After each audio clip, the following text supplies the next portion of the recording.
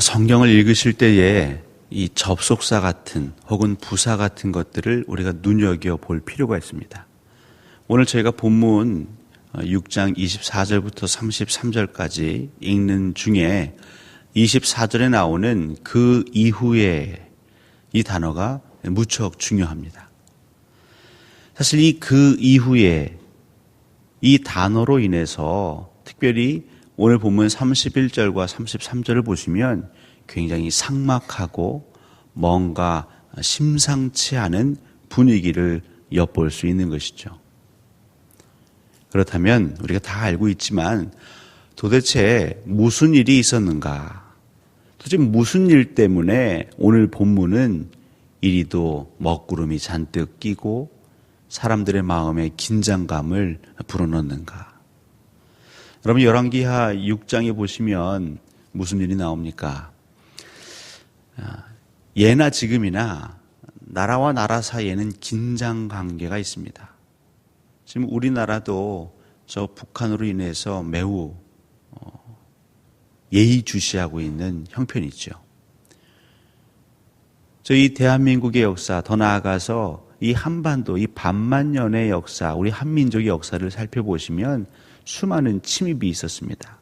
오랑캐와 왜구가 쉴 틈 없이 저희들을 호시탐탐 노렸죠. 이 이스라엘의 역사도 마찬가지입니다. 엄밀히 따지면 이스라엘 히브리 민족이 이 가나안 땅에 침입한 것이죠. 하지만 이제 하나님께서 그렇게 인도하신 것이고 그 이후에 이스라엘 백성이 그 초창기부터 하나님 말씀을 완전히 순종하지 않아서 가나안 족속들, 남은 족속들이 있었습니다. 완전히 멸하지 못한 이들이 있었습니다. 그래서 그 이후에 힘의 균형에 따라서 때로는 그 주변 국가를 이스라엘이 호령했지만 또 때로는 주변국으로부터 수많은 침략을 받았죠. 오늘 이스라엘이 힘든 것은 아람이라는 나라 때문입니다. 이 아람 왕이 보기에 지금이 이 국력의 차이를 통해서 이스라엘을 정복할 수 있는 좋은 시기라 생각했던 것 같습니다. 그래서 그의 장수들과 함께 전략을 세우고 계획을 세워서 계속 이스라엘을 삼키려는 야욕을 숨기지 않죠. 근데 그것이 뜻대로 되지 않습니다. 번번이 실패합니다. 한 번은 자기와 정말 신복과 비밀스럽게 회의를 해서 작전을 감행하는데도 그 작전이 수포로 돌아갑니다. 당연히 왕인지라 또 그 작전 실패에 대한 마음이 불편한지라 이 원인이 어디 있는지 찾고 싶겠죠. 더더군다나 비밀스럽게 작전을 했기에 이것은 나와 아는 이가 몇 명밖에 없는데 필시 그 중에 첩자가 있는 것이다. 그러지 않고서야 어떻게 이스라엘 백성들이 매번 미리 방비를 해서 우리의 공격이, 우리의 작전이 실패로 돌아가겠는가?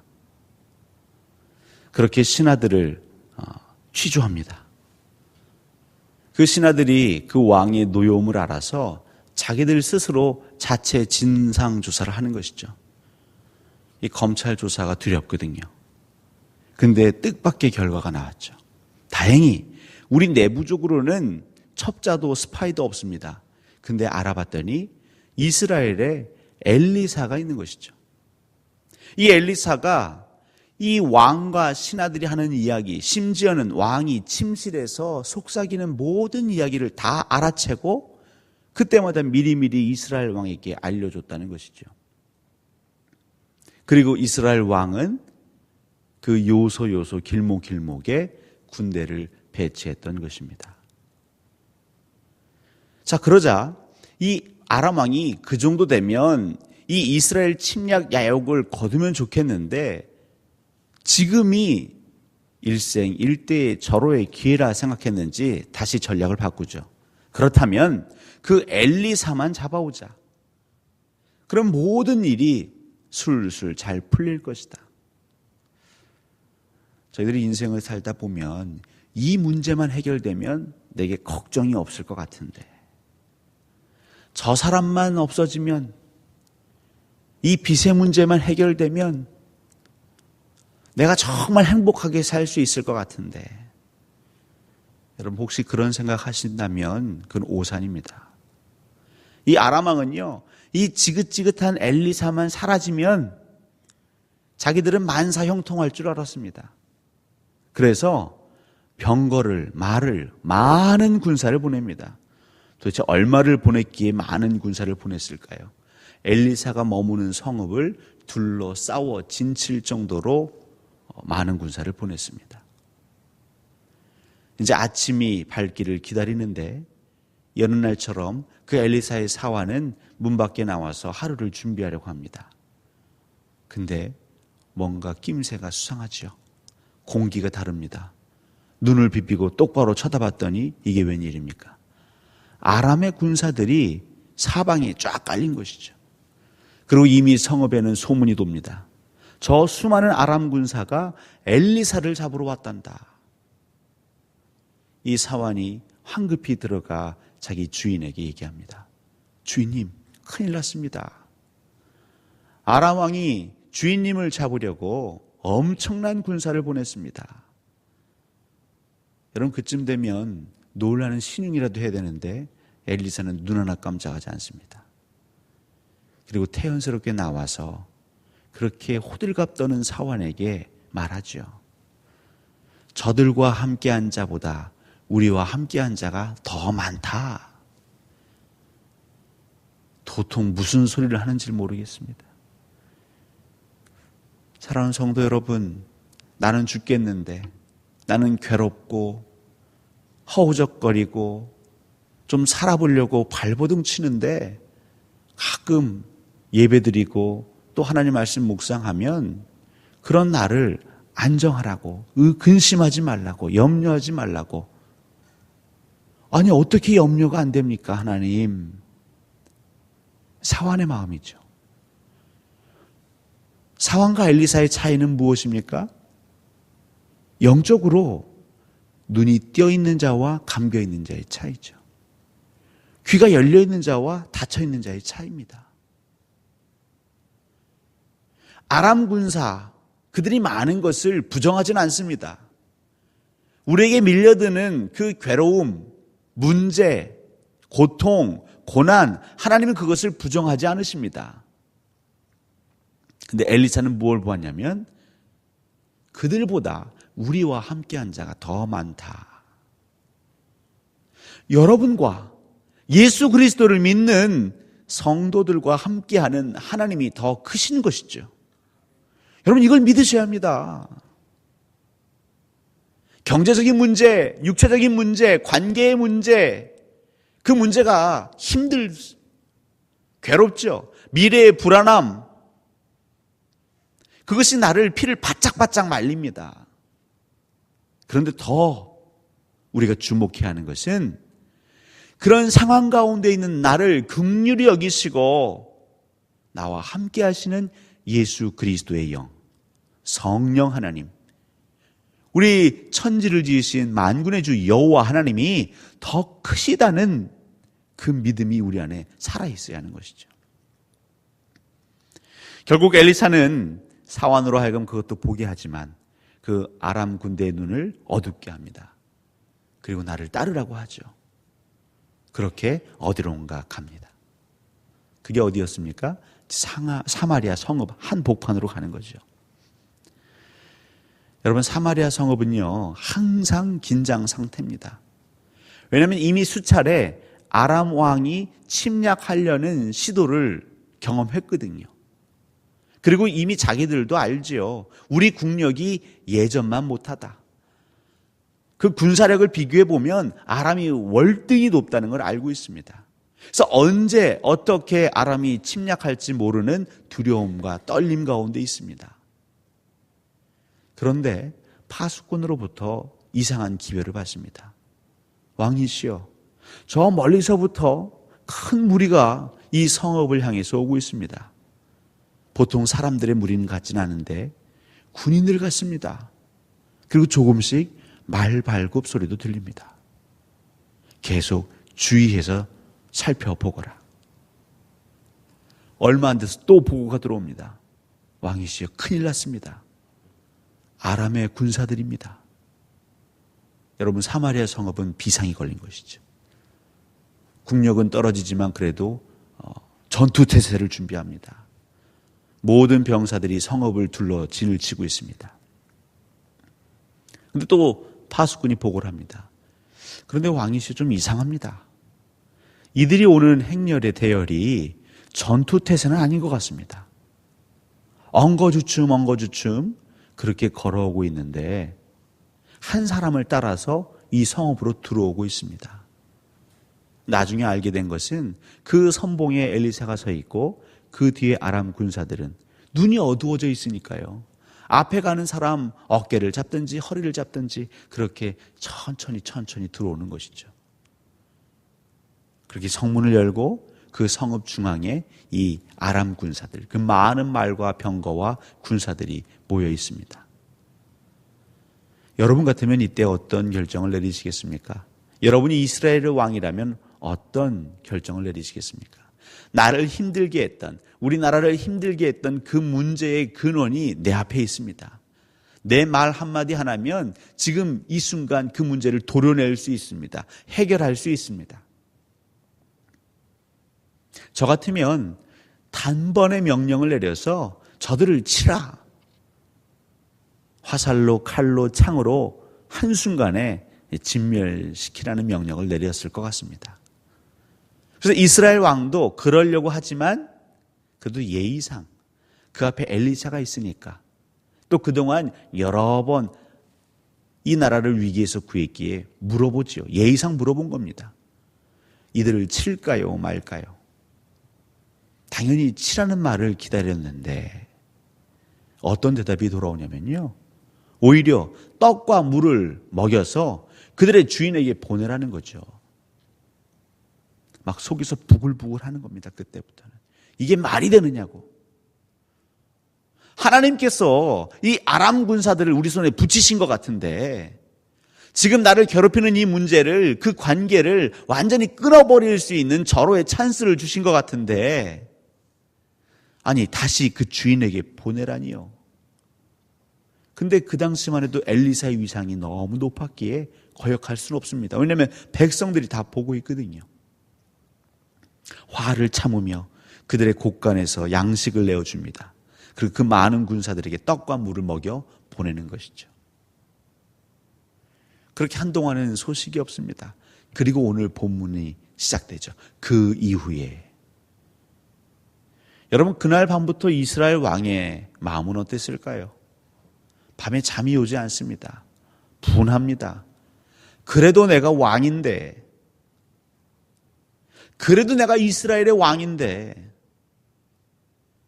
또한 지금 역시 밤에 잠을 청하지만 아람의 위협은 사라지지 않았습니다. 아람은 여전히 건재합니다. 그리고 그들의 첩보원들의 얘기를 따르면 항상 호시탐탐 이스라엘을 노리고 있다는 소식만 들립니다. 후회가 남는 것이죠. 그때 그 아람을, 그 군사들을 그래도 진멸했다면 그 아람이 정신 차리고 우리를 우습게 보지 않고 우리를 침략하려는 야욕은 접었을 텐데. 그렇게 세월을 보내고 있습니다. 그리고 그 이후에 어떤 일이 벌어집니까? 그 성읍에 난리가 났죠. 왜냐하면 아람 군사들이 다시 베나닷 왕이 그 전력을 모아서 총 공세를 합니다. 근데 이번에는 자기들 나름 병법을 씁니다. 여러분, 제일 좋은 전쟁의 병법은요, 싸우지 않고 전투를 치르지 않고 이기는 것이죠. 그러니까 이들이 선택한 것은 어마어마한 병력으로 그 사마리아 성읍을 여러 겹 포위합니다. 그리고 그 안에 가는 모든 보급을 다 끊어버리는 것이죠. 성은 그동안 비축해둔 양식을 먹지만 조금씩 양식이 떨어집니다. 여러분, 물가가 오릅니다. 사람들이 다 사재기를 하는지 라면 한 봉지에 막 몇만 원씩 하는 거죠. 나중에는 어떤 일이 벌어집니까? 먹을 양식이 없으니까 그 어린 아이를, 자기 자식을 그 살기 위해 먹는 일이 벌어집니다. 그리고 왕이 이 일을 듣게 되는 것이죠. 바로 그 순간 그동안 그냥 억지로 참아왔던 마음에서 분노가 터지는 겁니다. 어떤 장면이 떠올랐을까요? 먼저는 그 아람 군사들에게 떡과 물을 주었던 장면이 떠올랐겠죠. 어디서 났습니까? 그 사마리아 성읍 안에 있는 양식으로 그들을 대접한 겁니다. 그렇게 먹여서 살려보냈는데 그 수개월이 지나 수년이 지나 지금 이 사마리아 성읍을 포위하는 데는 그때 이 자리에서 떡과 물을 먹었던 군사들도 있었을 것입니다. 내가 호랑이 새끼를 키웠지. 내가 왜 그랬을까? 아무리 생각해봐도 이스라엘 왕은 자기가 바보 같습니다.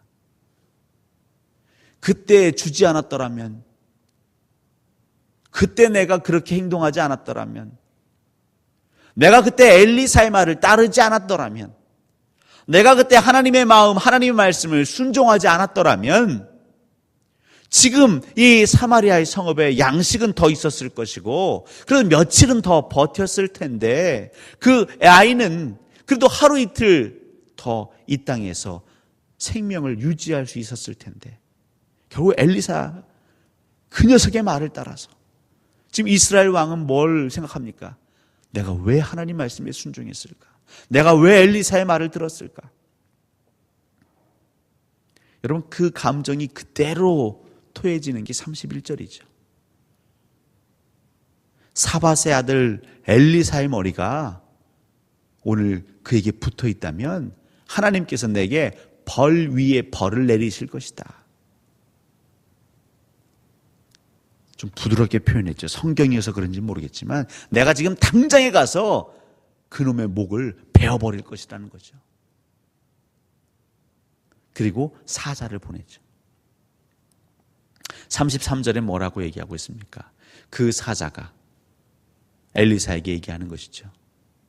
이 재앙이 여호와께로부터 났는데 어떻게 우리가 여호와를 기다릴 수 있습니까? 여러분 이 재앙이 여호와께로부터 났다. 지금 이 사마리아 성읍이 눈물 흘리고 괴로워하는 게 다 어디에서 기인한 겁니까? 그때 여호와의 말씀에 순종했더니 이렇게 된 거 아닙니까? 여호와 하나님 말씀에 순종했더니 지금 이 성읍의 이 비참함과 이 아비규환의 이 모습이 펼쳐진 것 아닙니까?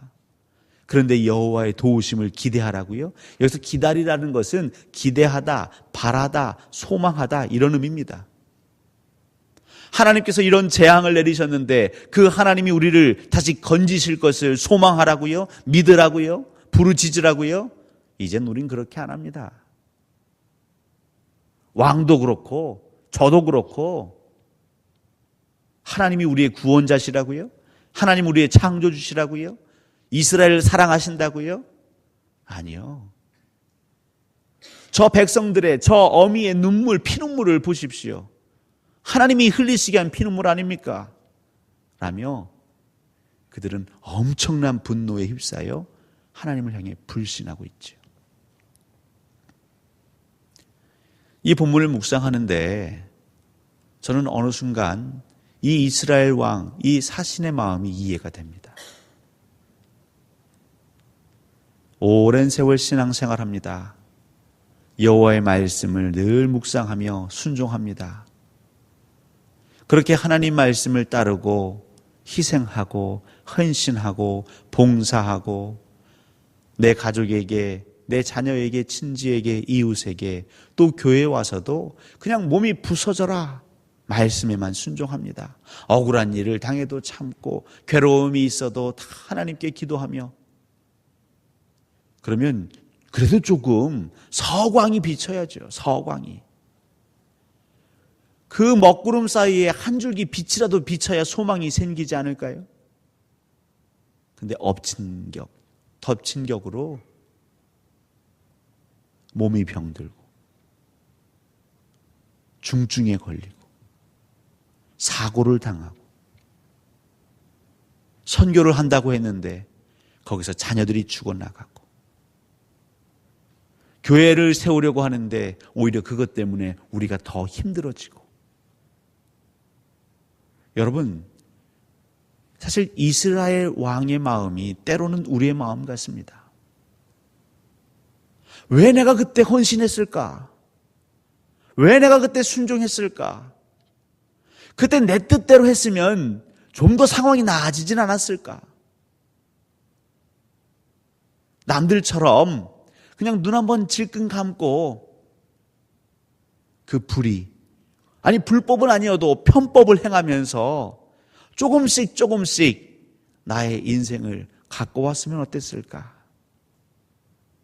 하나님, 지금까지 한 번도 하나님 말씀 거역하지 아니하고 순전한 마음, 순결한 마음으로 순종해 왔는데 도대체 이게 뭡니까? 보상은 좀 해주셔야죠. 이제는 남들 보기 부끄러워서, 아니 같이 신앙생활하는 예수 믿는 사람 부끄러워서라도 저는 얼굴을 들 수가 없습니다. 누가 저를 보고 예수 믿겠습니까? 여러분, 사마리아 성을 보고 그 안에서 벌어지는 그 비참함을 보고 그 주변에 어느 나라가 여호와를 인정하겠습니까? 그 당시 고대 근동의 사회를 아시지요? 종교는요, 삶의 중심입니다. 자기들의 신이, 자기들의 수호신이 우리를 보호해준다 생각했습니다. 근데 이 사마리아 성, 그 자식들을 잡아먹을 지경에 빠질 정도로 이 비참한 가운데에 내버려 둔다면 이 이스라엘을 지키는 수호신 누가 믿겠습니까? 이제 그들조차도 포기하는 것이죠. 이 재앙이 여호와께로부터 나왔는데 우리가 이제 어떻게 여호와를 기다릴 수 있겠습니까? 기대할 수 있겠습니까? 소망할 수 있겠습니까? 이제 우리는 소망하지 않습니다. 사랑하는 성도 여러분, 저도 괴롭습니다. 근데 하나님 주시는 마음은 무엇이냐면 그래도 기다려야 합니다. 하나님이 우리에게 요구하시는 건 그래도 하나님을 기대하고 하나님을 소망하고 하나님을 바라라고 하십니다.